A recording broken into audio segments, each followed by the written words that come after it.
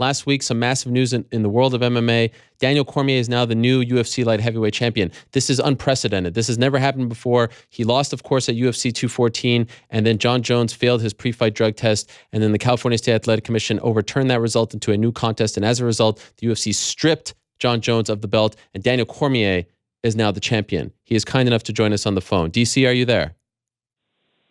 Yes, man. What's up, Ariel? I'm sorry for getting to you a little late. It's been a crazy day, episode 400.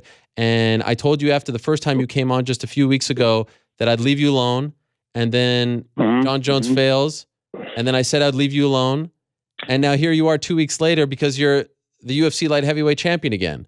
This is crazy stuff. And in the span of a month and a half, you've gone from, your lowest low to becoming the champ once again without ever fighting. Has that sunk in? Like if I say to you, hey, what's up, champ? Like, has that sunk in? Does it feel like you're the champion, or is it all kind of weird at this point? People say, like to address the champ thing, that's normal. I think once you've had the belt, people just always kind of refer to as you as champ. It's kind of just like, I remember I used to do it in boxing when I would see like Alan Green and those guys. I'd be like, hey, champ, what's up? Even though they didn't have the belt, they just were champions, so you're always a champion. So that didn't really change. But now that it's actually the truth and not just a form of what you were, it's kind of odd, It's very odd. I was talking about this just the other day, and I was asked, do you feel like the champion? Are you the champion? And I said, well, I am, because if the competition was unfair, then I guess it doesn't count. But I know what UFC 214 was. I experienced it myself. I was there, and in my mind, I lost the competition. So it's kind of an odd question right now under the circumstances. I have a lot of people that really truly care for me and love me, and my wife and my management. They're all over the moon and very upset that I didn't get a fair shake, I guess. But so they all are pretty easy with answering that question. But for me, the competitor, it's very difficult. How did it go down? How did you find out that you were the champion once again? Could you tell us? Yeah, well, so we were getting ready to film UFC tonight, and we were in our production meeting, and 5 minutes before the show, Dana calls and goes, hey, it's your show. You should get to break the news.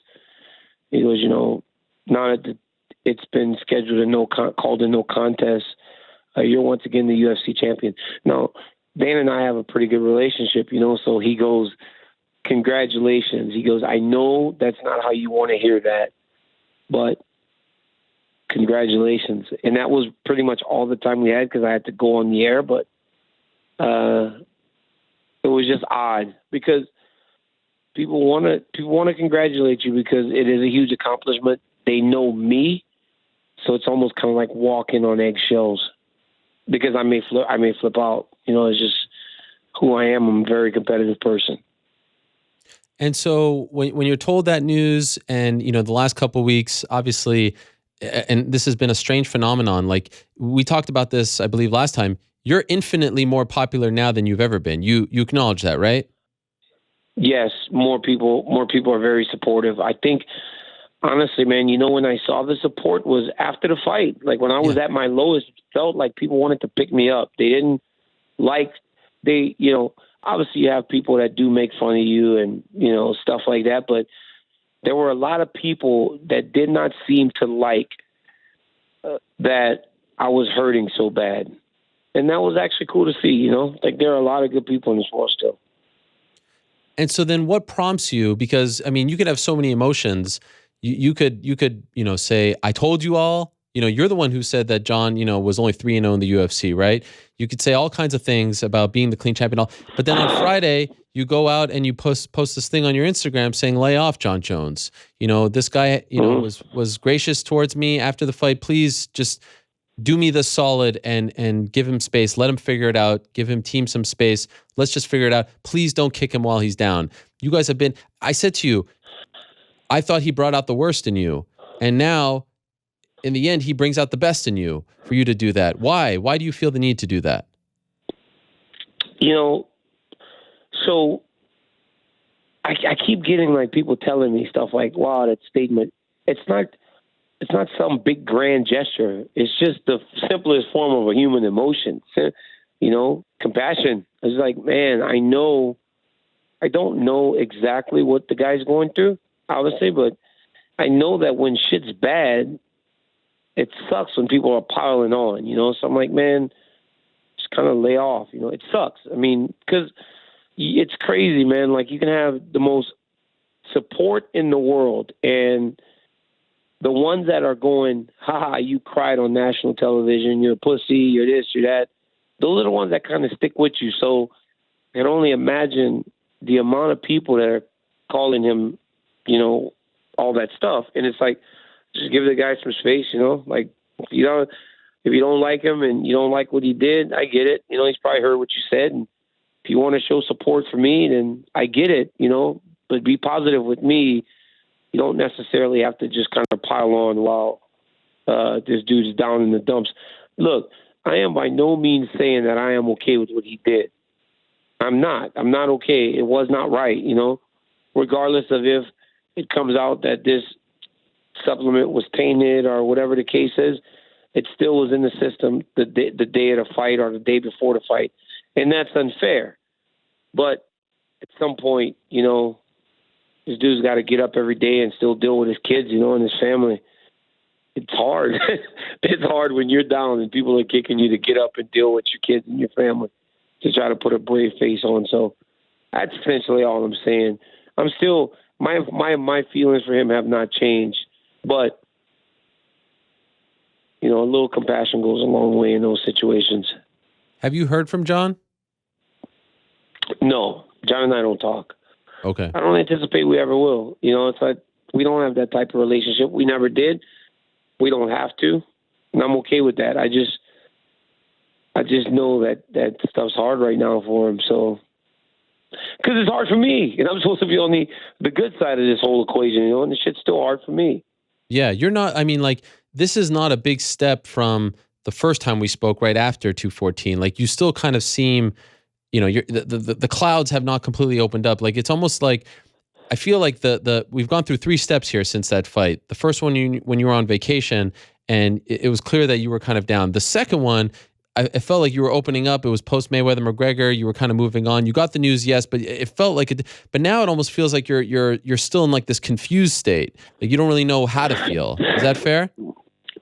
Yes, it's more like just like kind of like this. The actions of one man has really impacted 2 careers. And it's just crazy because a lot of this stuff I didn't ask for, you know. You're right. I was coming through the cloud. I was back. I was happy. I was like, yes. And now it's just kind of weird, you know. I mean, I'm having fun, you know. But I think things will be better, and I'll feel better about the belt and everything again whenever I fight and defend it. Okay. Then I can feel better, you know. Like, then I can feel better because I don't care what anybody says. I lost the last fight, you know. I know I lost. Like, I was there. I was in the octagon, and then I was out of the octagon. I don't quite remember what happened in between, but I was in the octagon, and I was out of the octagon. I was there. I was fucking there, man. So, yes, I am the champion because if I didn't get a fair shake, that's not cool. But I know that I lost the last fight, so I have to fix that before I can feel completely secure in my title again. I had a fight party last week to watch Luke and Canelo fight, and I have this movie room in my house. You know, I have a whole bunch of pictures and fight stuff and memories and stuff of my fights and all my championships. And when everybody came over, they saw my Strikeforce title and King of the Cage and King of the Cage, Strikeforce, and then like ex-MMA. And they were like, hey, you know, where are your UFC championships? And I still haven't put those back out. I tried to throw them away, but my wife wouldn't let me. So they're just put away in the closet. So I'm still not at the point now where I can take all these belts out and face them every day. Wow. So you wanted to throw them away? I was pissed off, man. I just couldn't believe that happened. Like, you don't understand me, you know? It's like this thing where, like, I guess it's like a wrestler thing, you know? We get so mad that we don't think about the emotion and the action, and then you regret it later. Like, I would have regretted throwing those away. My wife wouldn't let me. Just as there's a kid named Kyle Crutchmer. He's just starting his MMA career. He was an All-American last year for Oklahoma State and lost his first match and won 7 in a row to make All-American. And because he was so disappointed because he's supposed to be one of the better guys in the country, he threw the medal in the garbage can, and now he regrets it. But wrestlers do that all the time, you know. Terry Brand's Olympic bronze medal from 2000, he threw it away, and somebody picked it out of the trash and gave it to him. And I guess it's just a wrestler thing, you know. We get so disappointed that we don't think about the consequence of the action. So yeah, I was really, really upset. They're still in the closet now, a little. Are you embarrassed? Like, are you embarrassed that you're now the champion after the loss? Not embarrassed, because I think you got to keep things in perspective, right? Like, I didn't get a fair shake.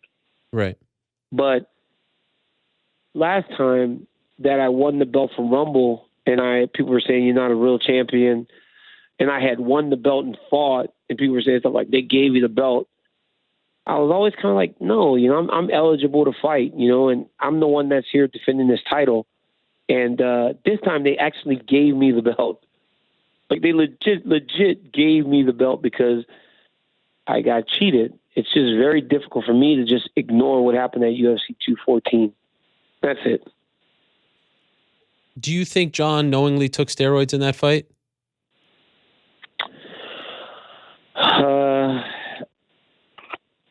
Honestly, I think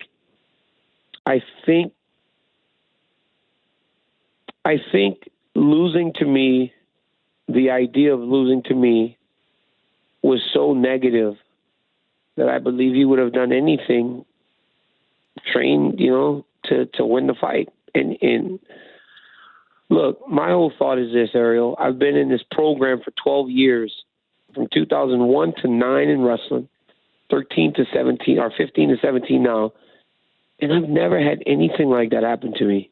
Like, never. I take supplements. I take a lot of supplements because I'm 38 years old. I have to be able to do this. My strength coach is a 30-year-old man, and he went and did a certification the other day. This dude came to my house and said, I'm so sore. He goes, it's crazy that you can do this.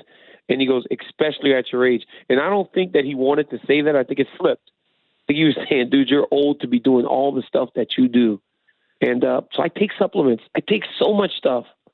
But this never happens to me. I don't understand how these guys keep allowing this stuff to happen. I don't get it. So for me, it's like, man, you must be doing something completely wrong or have some knowledge of the situation. That's the thing. So I have these conflicting thoughts in my mind, you know, where I'm super pissed off, and then I'm like, fuck, man, lay off this dude. And I'm just kind of like, man, it's like I have all these freaking emotions because, like, I keep getting taken on this roller coaster that I didn't stand in line at Disney for 2 hours for, you know. I didn't fucking stand in line to go on this roller coaster, but I keep getting taken on this ride, you know.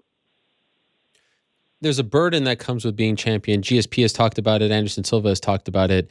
Is it almost like, okay, you were kind of moving on from that burden, and now it's being put back on you, and there's more responsibilities. You're expected to fight sooner. You're expected to defend the belt. All this stuff. You're like an ambassador for the sport division, and that's kind of thrust upon you, and you didn't have a chance to celebrate and welcome that burden back in your life. It's just kind of, all right, here it is. Take it. I love it. Like, I love the responsibilities that comes out with being a champion. I learned at a very young age, man, that when you are successful, responsibility comes with that. And I've accepted that, and my whole life has been spent in front of a crowd. Since I was 15 years old, I was wrestling international wrestling tournaments representing the United States. So, like, I've lived in this situation for a really, really long time, and I'm comfortable with it. So the responsibilities of being a champion, those are the things that I look forward to. The only thing I don't like, honestly, is I just want a fair shake, you know, and I just want everybody to do the right thing. And that's it, you know. If that ain't going to happen, then it's kind of just messed up, you know, because I thought, honestly, man, after last year and that thing happening with the sex pills or whatever, and then the microscope that this young man was going to be under at UFC 214 because of those things, and then also the first fight with the cocaine and the low testosterone levels, I thought that would be the time that we got to do it completely fair. Right. I did not think for one second that this type of thing would happen in that situation, but it did. So again, losing to me was just such a terrible thought that I feel like anything would have been done to ensure that he would win. Last time we spoke, you said you're going to take probably the rest of the year off and assess things. Does this change your return fight, your comeback fight, your next fight now that you're the champion? Has your timeline changed? No, not really. Things are the same for me. It doesn't change anything, I mean, I have to take time to rest. I mean, I fought in April and got kicked in the face by Rumble and broke my nose. UFC 214, I got beat and stopped by Jones, That doesn't change, Like, I still took those big shots.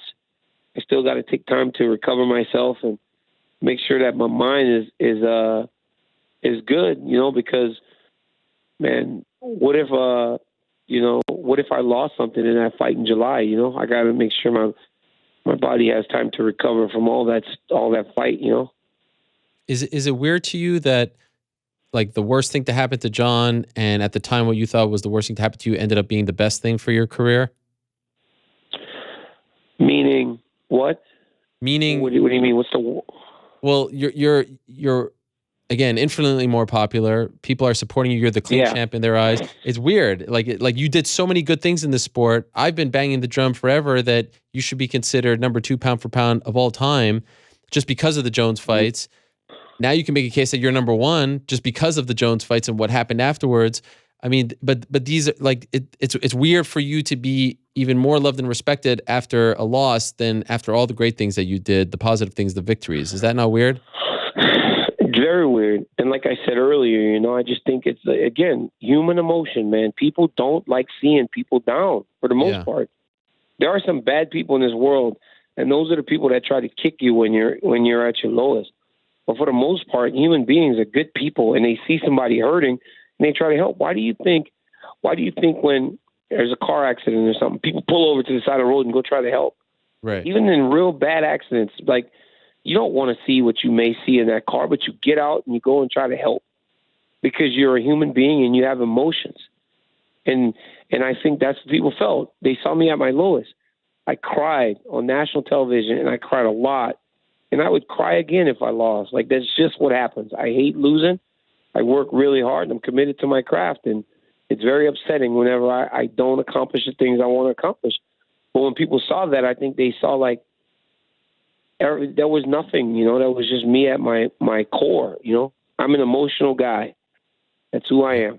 I wear my emotions on my sleeve, and they saw me at my core, and they said, you know what, we want to pick up a guy that's been, I don't want to say a hero, but like a guy that's been larger than life for a long time. I've been in the spotlight since I started fighting for a year. I fought a year, and then I fought Bigfoot Silva. So I've been really for 7 of I think I've been fighting for almost 8 years now. And for 7 of those years, 6.5, 7 of those years, I've been in the top 10 in the world. So in some big fights, so people got to see me for a long time. And at that point, they saw me at my very lowest. Are you hoping and they said, let's pick this dude up? Right. Yeah. And people like you because you appear to be real and you have emotion, and people are emotional when they're at their lowest. Are you hoping that he doesn't get 4 years so that you can fight him again?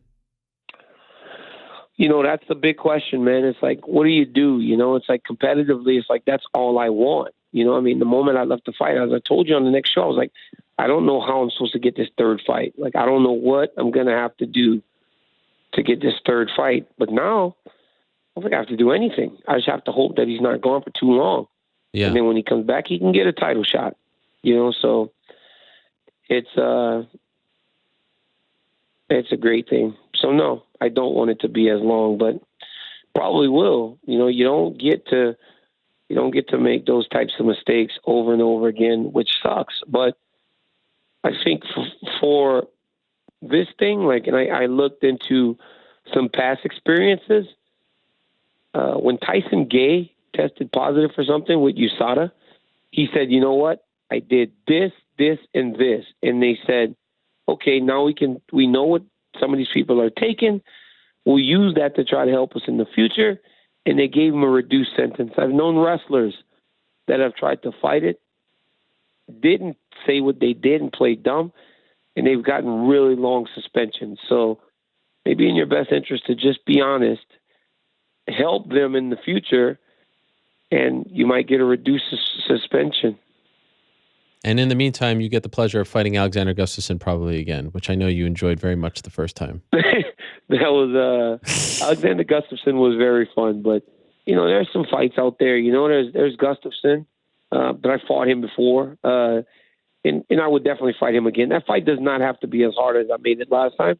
Right. I could go wrestle more, and it would be a lot easier, but it was fun. He's a gentleman. Ozdemir has looked phenomenal. Yeah. I thought he's done good. And, obviously, if you guys want to take a trip down memory lane, Shogun has won a couple fights in a row. He's not fighting next weekend, so maybe that's something we could do too. So there are fights out there for me to take. We just got to see which one makes the most sense. Thank you, DC. You represent the best MMA has to offer, my friend. Thank you for being such a great ambassador and role model, and thank you for being only one of two people to be on episode 300 and 400. I'm sorry for continuing to bother you, but you continue to be in the news, and so I couldn't help but ask you to come on once again. All good, man. Happy birthday to the MMA Hour. Congratulations on another milestone. You guys are doing a phenomenal job. Helwani. Yes. Good job, homie. Hey, your boy's back. The champ's back, Luke Rockhold. Oh, that's right. Let's all bow down and praise Luke Rockhold, the greatest middleweight in UFC history. He'll be the champion again. It's just I'm kind of hoping that somebody doesn't fight in November so Luke can get the title shot. Selfish. All right. Thank you, DC. All right, Congrats to you guys. No problem. Thank you. Bye-bye.